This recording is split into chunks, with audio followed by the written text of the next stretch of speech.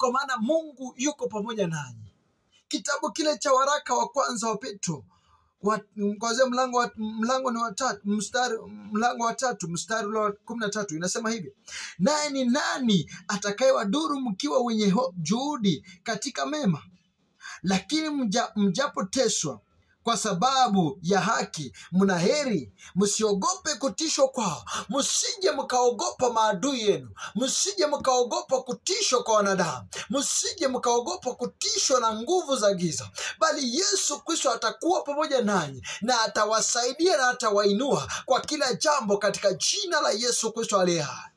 Msije mkawa na hofu, msifadhaike mbele za Mungu, kwa maana Mungu ukaa ndani yenu na anatembea nawe kila wakati kwa kila jambo, kwa milima na mabonde. Mungu ukaa ndani yako na anazungumza ndani yako katika jina la Yesu. Maandiko inasema hivi katika mstari wa 14 inasema, lakini mjapoteswa kwa sababu ya haki, mna heri. Maandiko yanasema ya kwamba hata kama tutakapoteswa, hata kama maadui wetu wanapotutesa sisi, tusije tukaogopa.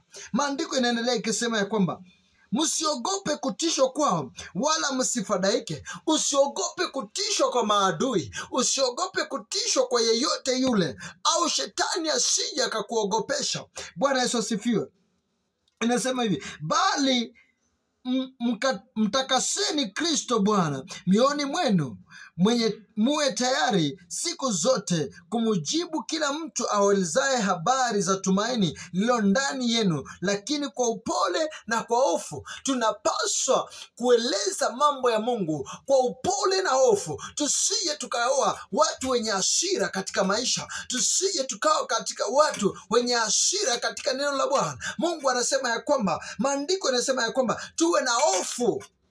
Bwana Yesu asifiwe. Tuwe na moyo wa hofu, tuwajibu katika hali ya upole na hofu tunapokaa katika hali, kwa maana Mungu wetu ni mwaminifu na anakaa nasi kila wakati. Na Mungu wa amani akubariki na akutende mema katika jina la Yesu Kristo. Haijalishi vifungo gani inayokutesa, haijalishi uko katika mapito gani, Mungu anaweza sababisha jambo kwa ajili ya maisha yako. Haleluya. Mungu anaweza tenda jambo mazuri katika maisha yako. Mungu anaweza kubariki maisha yako. Mungu anaweza kukuinua maisha yako. Mungu anaweza badilisha maisha yako wakati wote katika jina la Yesu. Haijalishi ni mangapi unayotenda, haijalishi ni nini ulichofanya, haijalishi ni dhambi gani uliyotenda, lakini Bwana akisema atakubariki, Bwana akisema ndio, hakuna wezaye kupinga katika jina la Yesu. Na maisha yako yabadilishwe leo in the mighty name of Jesus. May you be blessed in Jesus mighty name.